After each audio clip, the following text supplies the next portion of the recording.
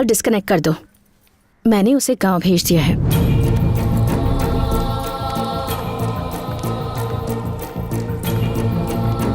इस लव शक पर अपना टाइम वेस्ट करने से अच्छा होगा कि तुम इस वक्त अपने करियर पर फोकस करो, समझे? अच्छा, अब तुम ऐसा करो कि ज्योति। अंकल कैसी हो तुम? अच्छी हूँ। क्या बात है, आज तो बहुत जल्दी जाग गए बेटा। तुझे इस तरह से इतने डिसिप्लिन में देखकर आज मुझे बहुत खुशी हो रही है। तेरी भाभी के अलावा दुनिया में कोई नहीं सुधार सकता है तुझे। ये ले, तेरी चाची ने तेरे लिए भेजा है। आगे बैठिए ना अंकल।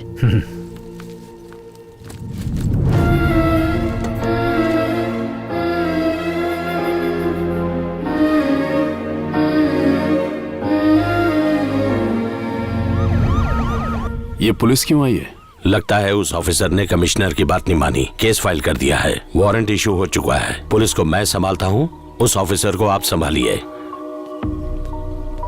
हमने पूरी कोशिश की पर वो बहुत स्ट्रिक्ट है भाई। ये लेडीज सेंसिटिव होती हैं, प्यार से हैंडल करना पड़ेगा। यही तो बात है भाई, ये औरतें अपने पति की नहीं सुनती तो हमारी क्या सुनेंगी? मैं संभालता हूँ। ठीक है बेटी, मैं चलता हूँ। अंकल कल चले जाइएगा, आज रुक जाइए। नहीं बेटी, ये पेपर्स हैंड ओवर करने हैं ना, चलता हूँ।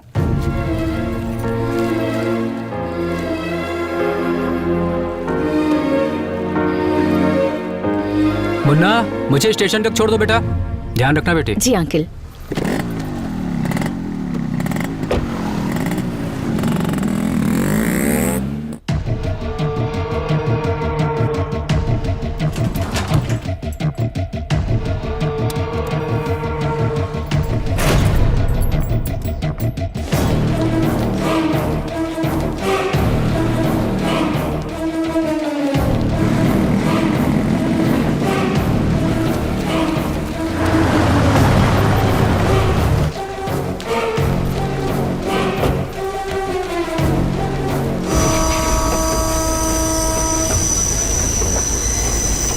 क्या सोच रहे हो मुन्ना? कुछ नहीं।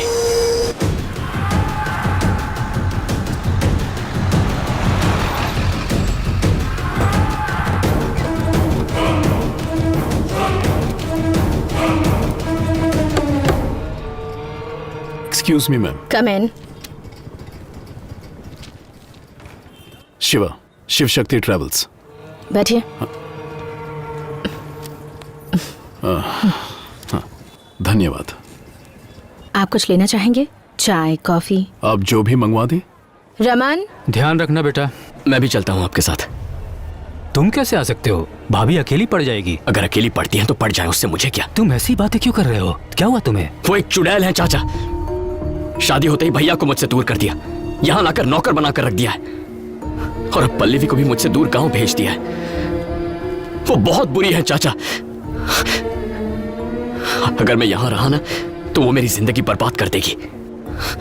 मैं नहीं रह सकता यहां। मैं भी आपके साथ चलूंगा।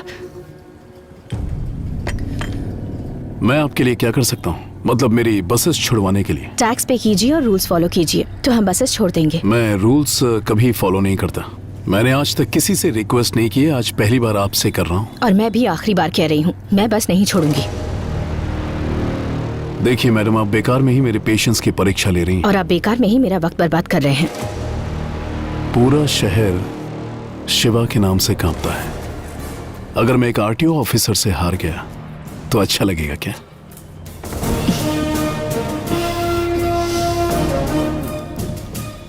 आप जानते हैं, ये पूरा डिपार्टमेंट ज्योति की बहुत रिस्पेक्ट करता है। अगर मैंने कॉम्प्रोमाइज कर दिया तो वो अच्छा लगेगा क्या? अगर कभी किसी को न समझ सको तो चलेगा बेटा, पर किसी को गलत मत समझो। तुम और तुम्हारा भाई दोनों एक साथ पले बड़े हैं। तुम्हारी भाभी ने पहले ही कह दिया था कि तुम दोनों के बीच कोई आएगा तो तुम ऐसा ही बर्ताव करोगे। शादी के बाद तुम्हें इसलिए दूर नहीं भेजा कि वो तुम्हें पसंद नहीं करती। तुम्हें मेरे पास इसलिए भेजा ताकि तुम अपने पैरों पर खड़े हो सको। यहाँ पर तुमसे काम करवा कर वो तुम्हें नौकर नहीं बनाना चाहती थी, बस ये चाहती थी कि तुम अपनी जिम्मेदारियों को समझ लो। पल्लवी को तुमसे हमेशा के लिए दूर करने के लिए यहाँ से नहीं भेजा, बल्कि इसलिए भेजा कि तुम दोनों एक हो सको। तुम्हें पता है उसने मुझे यहाँ अचानक क्यों बुलाया? वो अपने पापा की दी हुई जमीन कम दाम में बेचना चाहती है ताकि तुम सेटल हो सको और मैं पल्लवी के पापा से उसका हाथ तुम्हारे लिए मांग सकूं। हम मिडिल क्लास वाले लोग हैं बेटा। अगर घर में एक सदस्य भी बढ़ जाए तो खर्चा बढ़ जाता है। और जब मैंने उससे पूछा कि इतने सालों बाद भी बच्चा क्यों नहीं प्लान कर रहे, तो उसने कहा मुन्ना भी तो हमारा ही बच्चा है, पहले उसे सेटल होने दो।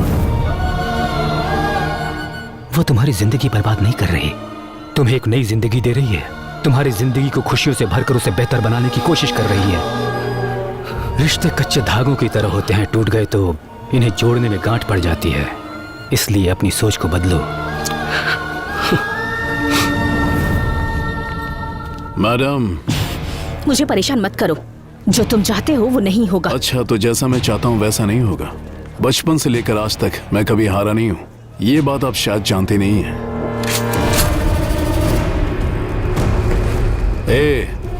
मैं मरा तो जीत मेरी होगी क्या? दिमाग खराब है तुम्हारा? गोली चलाओगे तो मरोगे, जीतोगे कैसे? करेक्ट।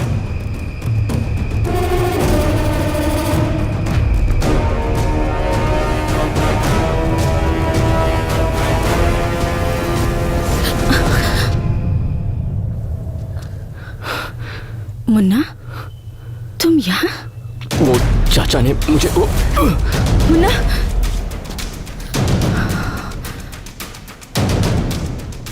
और अगर तुम मरी तो क्या मैं जीतूंगा? क्या कहा तूने? मैंने कहा ये घटिया औरत मरेगी तो मैं जीतूंगा।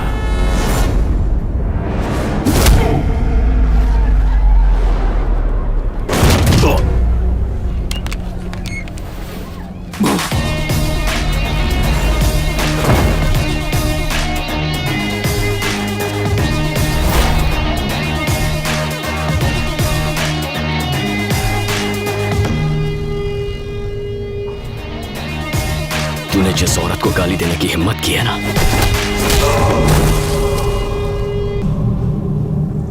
वो भाभी मां है मेरी।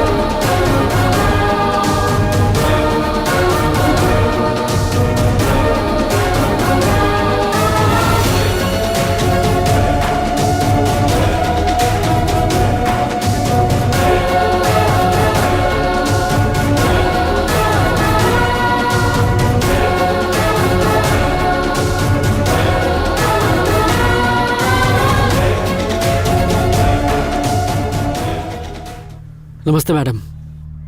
मैडम नमस्ते।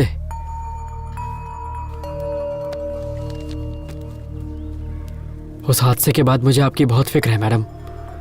वो तो अच्छा हुआ मुन्ना टाइम पर आ गया, नहीं तो उन बसेस के लिए वो खून खराबे पे उतर आया था। मैं उस शिवा को अच्छे से जानता हूँ, वो हार नहीं मानेगा।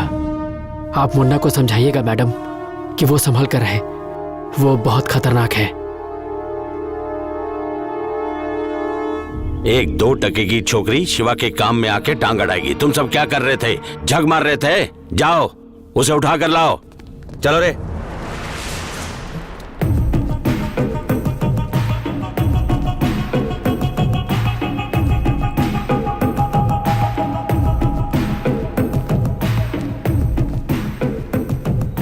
मुन्ना, वहां जो कुछ भी हुआ वो प्रोफेशनल इशू था। तुम्हारा इन पर यूं हाथ उठाना गलत था। चलो सॉरी कहो।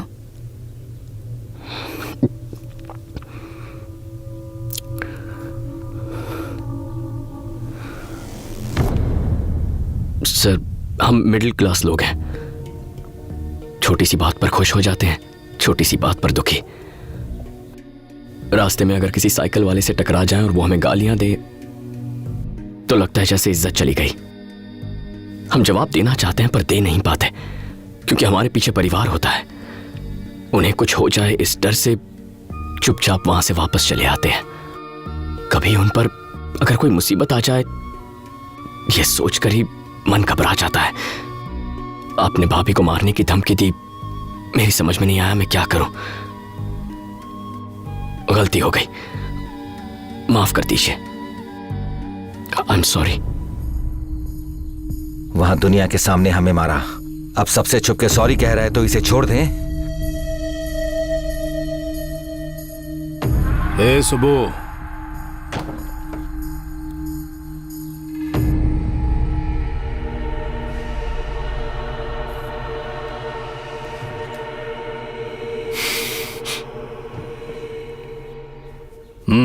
उम्मीद करती हूँ कि हमारी लड़ाई यहीं खत्म हो जाएगी और इसके आगे कोई प्रॉब्लम नहीं होगी।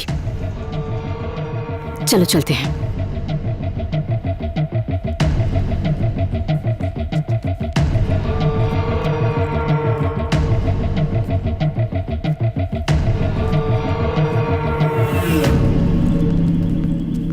उसे ऐसे क्यों जाने दिया भाई?